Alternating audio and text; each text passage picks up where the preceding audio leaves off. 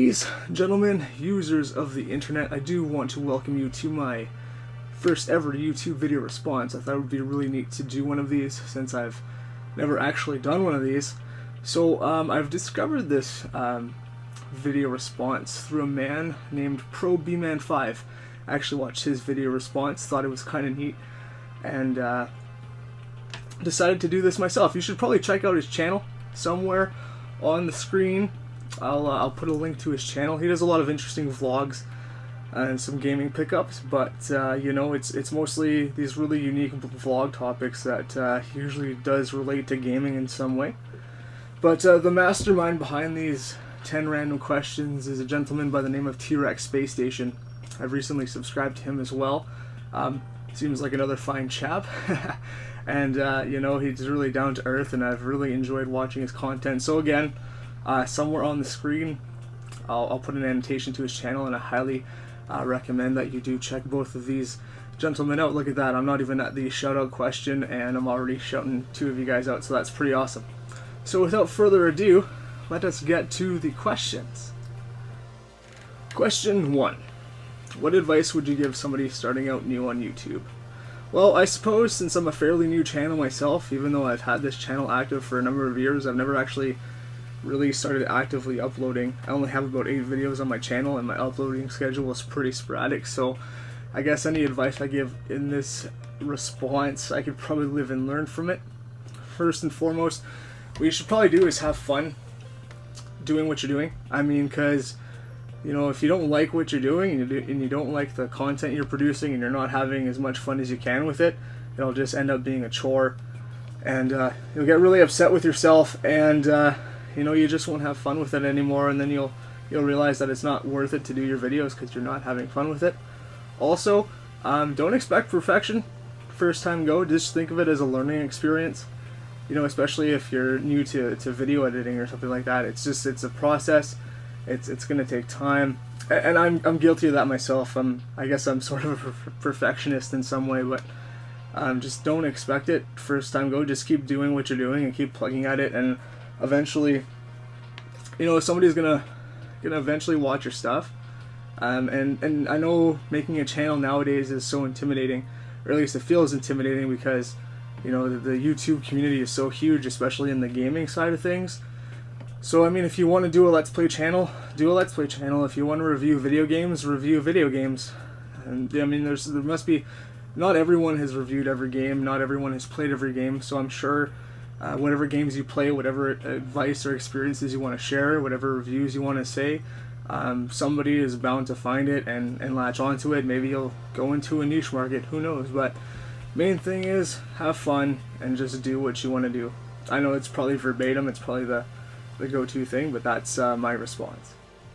Question 2. What was the last game that you've completed?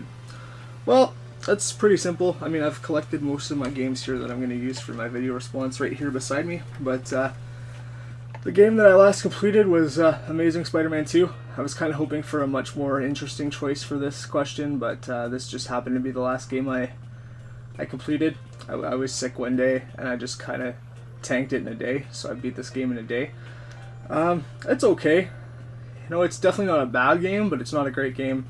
I feel that, you know, Beanox, the developer, you know, they've had a pretty good track record with Spider-Man for the most part. They've had a few ups and downs, but I feel that they were maybe trying to capture the essence of what made Spider-Man 2 such a great game, and for some reason they just kind of missed the mark. And I feel that because Beanox did the last 4 or 5 Spider-Man games, you can really feel that in this game they're starting to run out of steam. So I think maybe Activision should maybe give them a break to kind of regroup and refocus before they move on to the next Spider-Man game, if that's the developer that's going to do that.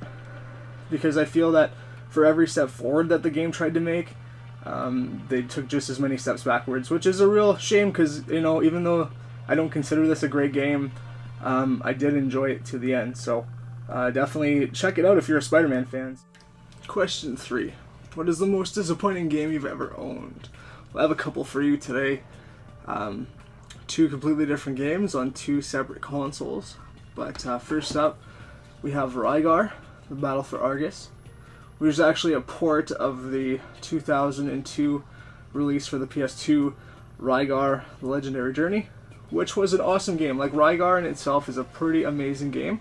The reason why this is so disappointing is because it's just such a shitty port. Basically, they ported the PS2 version over to the Wii, didn't even bother giving it a graphical upgrade or anything like that. And I mean, the Wii does have potential to have some pretty awesome graphics. So it's a real shame that they didn't, at least take the time to maybe, even if it's just an HD upres or some sort of texture smoothing, that would have been really nice to see. And this game doesn't really add anything new to the table. The only thing that's a noticeable change is the actual change in the character. So, in the original 2002 game, because this game is based off of Greek and Roman, mythologies, the character actually looks like a Roman warrior. In this version, they kind of gave him like anime style hair, which really kind of doesn't fit. And I feel the character model, even though it's even though he's the main character, it kind of just takes you out of the universe because it just feels like he doesn't fit there. Also, as well, the control scheme is a little weird. You use the Wiimote and the nunchuck, but there are no motion controls in the game. It would have been cool if they took like a Legend of Zelda approach, and if you swung the Wiimote, you swung your disc armor around. The disc armor is a pretty sweet weapon. It's like the shield with spikes that's on a chain. So it would feel like you're shooting around a sword whip, as you swing the Wiimote, but unfortunately not. They opted out for the cheap way, and they were like, okay, press the A button to attack, and the B button for strong attack, and that's it. So definitely no dynamic combat there as well. And then I guess they added a gladiator mode, which is a sort of a horde mode, but again, doesn't really add to the overall package. So I mean, I would say if you're looking to play Rygar and you can only find this version, you find it for cheap, then pick it up. But if you happen to be in your retro travels and you find the PS2 version, I would say the PS2 version is probably the better bang for your buck. And game number 2, which is considered by many to be the most disappointing game of 2013. We're of course talking about Ride to Hell Retribution, and what a piece of shit this is. Now, when I first heard of this game, I watched the trailers, and I thought, maybe this game had some potential. It was kind of like had like a grindhouse feel to it, and it dealt with like bikers, and it looked really super violent, and looked like you can really do a lot of things. And when this game first came out, it was originally supposed to be, like a GTA clone set in like the 1960s with biker gangs, and it kind of retained that grindhouse kind of feel. The game got cancelled, and it got resurrected as this piece of shit. What this is a glitchy, buggy, absolutely downright catastrophe of a game. It's basically a 3D brawler mixed in with third-person shooting elements. The third-person shooting is actually shit. The controls are so sensitive, you can't aim properly.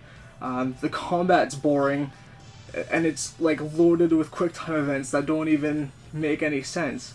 And to break it all up, there's these, what I thought would have been, an homage to Road Rash. There's these motorcycle sections that I thought, okay, maybe they'll pull a Road Rash and it'll be fluid, and maybe you could use weapons to, to attack your enemies with, but no. So you're driving along your motorcycle, and then the enemy motorcycle literally lines up beside you, and it brings you into a quick time event, and even those don't even work. The game is just a piece of shit, and I don't even know how many times I can call this game a piece of shit. It's a fucking travesty. Everything's broken. The game's glitchy.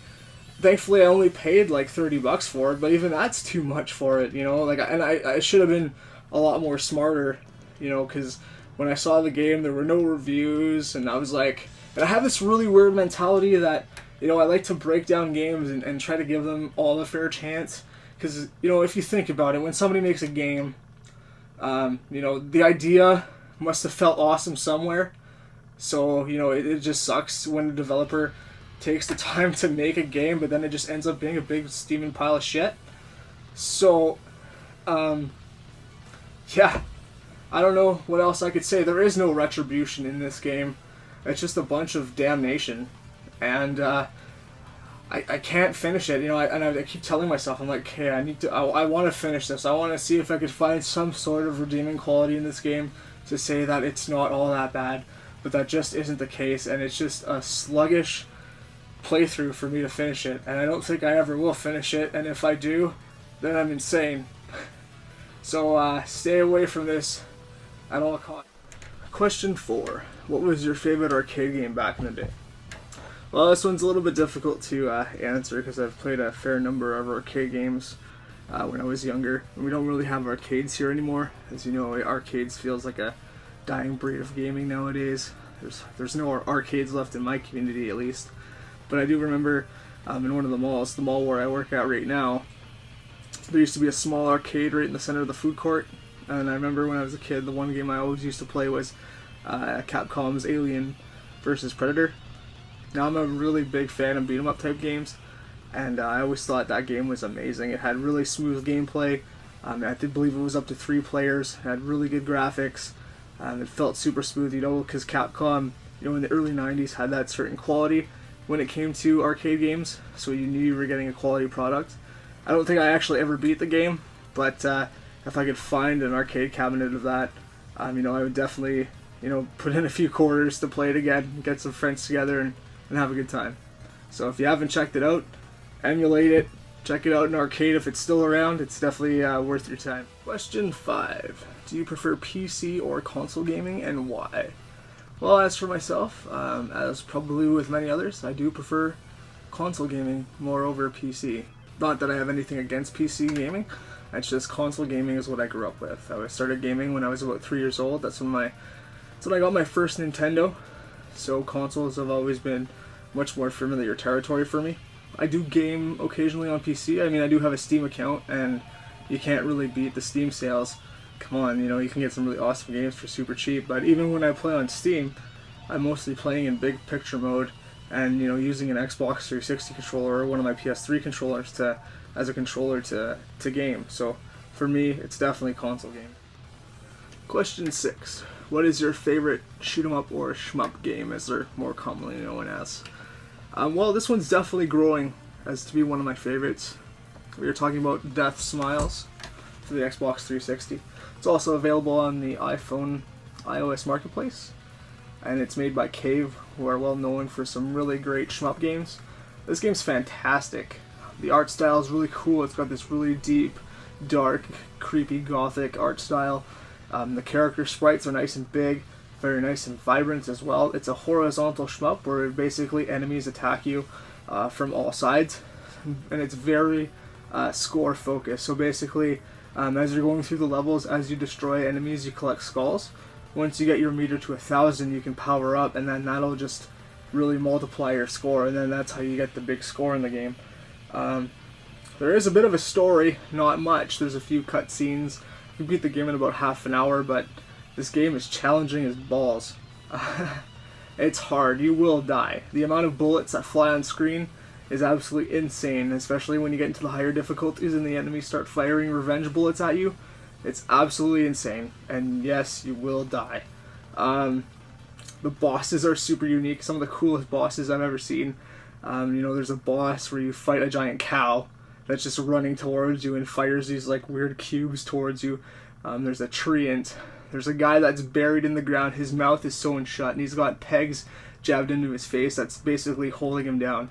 Some of the creepiest bosses, and especially one of the bosses has one of the best names in the game, Tyranno-Satan. Absolutely awesome. So if you haven't played Death Smiles, I highly implore you to check it out. I guarantee you won't regret it. Question 7. Has a game ever made you laugh out loud? If so, which game? This is a bit of an odd choice. The subject matter of this game is kind of dark. It's more of a murder mystery, and it's really macabre and grotesque at sometimes. So you might be asking yourself, why would such a game dealing with such subject matter would make you laugh? Of course, we're talking about Danganronpa Trigger Happy Havoc, which is available on the PlayStation Vita. This game is basically a visual novel with some first-person dungeon exploring elements, as well as the main focus of the gameplay is kind of like a Phoenix Wright murder mystery type deal. But what makes this game so funny is the antagonist. He's probably one of the best antagonists I've seen in a game so far, or in a while anyway. He's such a dynamic character. 1 minute he'll be absolutely angry, Next minute he'll be absolutely decrepit, but when he does get anybody, he does have a humorous side to him. His name is Monokuma, and he's a teddy bear, and he's basically the headmaster of the environment that you're in. And he's kind of like a yin-yang effect. He's kind of split 50-50, so he's got like a split personality. So I mean, he could be funny, he could be creepy, he can be sad, he can be angry, and some of his lines are just absolutely hilarious, and they will get you laughing out loud.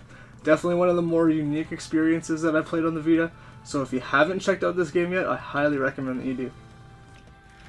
Question 8. If you could have a drink with any video game character, who would it be, and what would you talk about? Well, that's definitely one of the more interesting questions, but I did put some thought into it, and I'd probably want to have a drink with Captain Falcon from F-Zero. In regards to what we talk about, well, I asked him, what's he been doing all this time? F-Zero pretty much doesn't exist anymore, and I mean, besides showing up in Smash Brothers from time to time, what else does he do? And of course I'd ask him, like, what happened to F-Zero? That was such a great, racing Grand Prix. It had, like, a lot of intense racing and stuff like that, and, like, did it get banned in Nintendo Land or something? Is that why we haven't seen a F-Zero release since the Game Boy Advance? I bet you a lot of us are craving a new F-Zero. So, and then, after all said and done, I'd probably just ask him nicely if I could test drive the Blue Falcon just to see what it's like to go 2,000 miles an hour. Question number 9. What is your favorite licensed video game? Now, I know nowadays, when it comes to movie games or licensed games, developers try to rush them out for the movie so they don't end up turning out the way we would like them. And most movie games, let's face it, they end up looking like shit. So in some instances, the movie might be good, but the game might be shit, or the movie and the game are both shit, or in the rare occasion, the game is actually better than the movie. And in this case, of course, we're talking about X-Men Origins Wolverine Uncaged Edition, which is available for the Xbox 360 and the PlayStation 3. Now, the Wii also got a version of X-Men Origins Wolverine, but it was not the Uncaged Edition. So be sure, if you are going to play this game, that you play this version specifically. So why do they call it the Uncaged Edition? Well, it's probably the most ferocious I've ever seen Wolverine in a video game, let alone, it's probably the most violent X-Men game I've ever played, and it really captures Wolverine's ferocity. You're hacking off limbs, there's blood and lots of it, and it's just really satisfying to tear somebody to shreds with Wolverine claws. And it makes you really feel like a savage Wolverine. This game definitely plays like God of War or any kind of cinematic fighting or cinematic brawler game, but it's so much fun. And in the end, they expanded on the movie and kind of made it its own subplot. So that, they expanded on the movie and tried to make a shitty movie an awesome game. And I think the developers realized that. I think they realized that X-Men Origins Wolverine was a really shitty movie. So they just tried to make the best of it and just made this really visceral, ferocious Wolverine experience. And I highly implore you to check it out. This is my 3rd time playing it. I beat it on 360 before, and I beat it on PS3. I got all the achievements and all the trophies, and now I'm playing it again. So that's definitely says something to the testament of this game. So definitely check it out. And finally, give a shout out to another YouTube channel. Mazuka23, sir, you are my shout out today. I highly implore you guys to check out his channel. He's a Let's Player, but unlike most of the Let's Players nowadays who want to cover the latest and greatest games, he kind of just chills back and plays what he wants, and you can kind of hear that in his voice when he commentates, and when you just watch him playing the game, he's just having a good time and just being really, really cool with it. So I definitely would recommend checking him out. He's doing a really fantastic Let's Play right now of Metroid Zero Mission. If anyone's interested, I'll leave a link in the description down below, as well as probably an annotation somewhere in this screen here. But on that note, that is my 10 random questions to TRexSpaceStation. Hope you guys enjoyed these questions just as much as I did answering them for you. My apologies if I do seem a little bit nervous. It's not very often that I do get in front of the camera, so this is definitely a rare occurrence for me. If you have any questions, concerns, comments, feel free to voice your opinion down below. Leave a positive or negative comment. Your feedback is greatly appreciated to help improve my content. Feel free to toss a like, and I'll see you guys in the next video. Cheers!